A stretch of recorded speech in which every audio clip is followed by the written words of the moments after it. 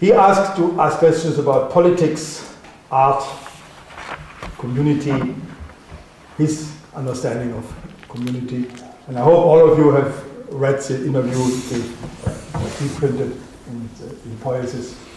So you have a kind of background information here. I don't know if you want to start here, Avital, you want to start with the first question, or should we see if somebody has already a question to ask him? I'm surprised you are not more domineering about this. I did jump in any time I want to. Directive. Oui. I'd be happy to start unless someone wishes to have the floor, as we say in English. Only to break the ice in case there is some ice here. So this is a very simple question. It's not what you're used to as an intervention, which would have been a very elaborate recapitulation of some of your work, and my question would then have come at the end. But it's a very simple question. I don't know if you know that one of the texts that you wrote that is the most startling and, in a good sense, destructive for people. In other words, it has a transformative quality, and some people are blown away by it. It's precisely the text called Shattered Love. I don't know if all of you are familiar with this text. It has changed lives. It has devastated, has created ecstatic recognitions and disidentifications, breakups, new fusions, and so on and so forth, and multiplied the whole notion of a possible couple and different modalities of loving and love. Now, I also read, so I wanted to ask you about your love, but I also read somewhere, I don't even remember where, quite recently, however, where you kind of, well, this is a vulgar term, opposed, it's a simplification, opposed or had something to say to displace the Lacanian insistence on lack. And I wonder if you could, and now that you're teaching Christianity to us, I wonder if that created or runs interference with the kind of ecstatic love that seemed possible in shattered love, and so on and so forth. So shattered love is particularly powerful because, not only because it's an amazing text, but because I remember working on its translation, so it somehow inscribed itself inside me somewhere. So if that's something that you could speak to, I'd be very happy.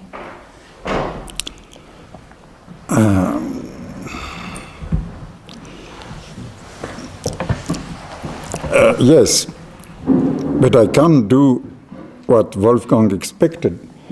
I can demonstrate that your question is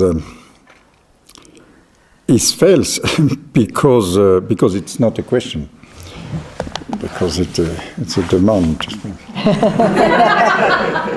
Of course, as every demand is a demand of love. But everybody sees every day how already you have my love. So, well, it is in fact an unexpected question for me because I don't. This text is a little old for me, and I don't remember exactly what is in the text, but that has to do with something I am precisely working on now, just at the starting point, precisely on love. And precisely on love because, as you mentioned it, I'm also working about what I called deconstruction of Christianity, which means what can we grasp from Christianity which would now be the rest of the self-deconstruct Christianity, because I believe, but that's not the question, that the Christianity has already deconstructed itself, but opening a space to, let's see, something which was present in it, but unseen and perhaps unseeable, can I say that? Mm-hmm. I have to say by parenthesis for the people for the first class that I speak a very bad English. So you already noticed it, but... Not worse than mine. Go ahead. No, but you know, it's so ashamed for me to speak so badly. Okay. And so what, and among the things that perhaps remains from Christianity, belonging to it, but belonging to it as a kind of precondition that Christianity itself does know, but at the same time does recouvrir, to cover by religion and by the repressive, if you want, power of religion. Among those things, of course, is love. This so famous Christian love, which is, in one word, what Kant says, the impossible love, because it is first the love as a command, and the love as the love of everybody, which is obviously impossible. And so, not to be too long, I ask myself simply about that. Would that not be precisely the impossibility of this love, which makes the very concept and the content and the reality of this love? That is, does not Western, because if I say Western, that is the culture or the civilization which has been structured precisely by Christianity. That is by the mixing of Greek and Jew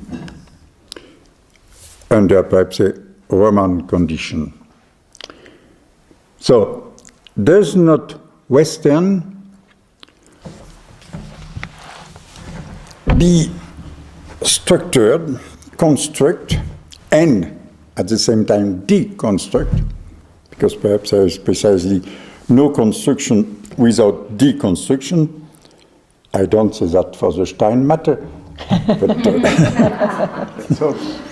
no, but even in the Stein matter there are gap between the pieces of. That is already finished. Yes? Yes. Uh-huh. Okay, so it's already deconstructed. Now, as every construction deconstructs itself in a certain way. So, is not Western, I would say, structured, organized, and also derived, impulsed by, among others, by something like the command of love as the impossible itself. This is for me, just to say that in the margin, this is for me a reflection which started paradoxically, but this paradox is not there by chance, by reading a long time ago Freud,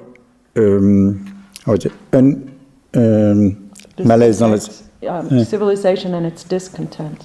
Discontent, yes.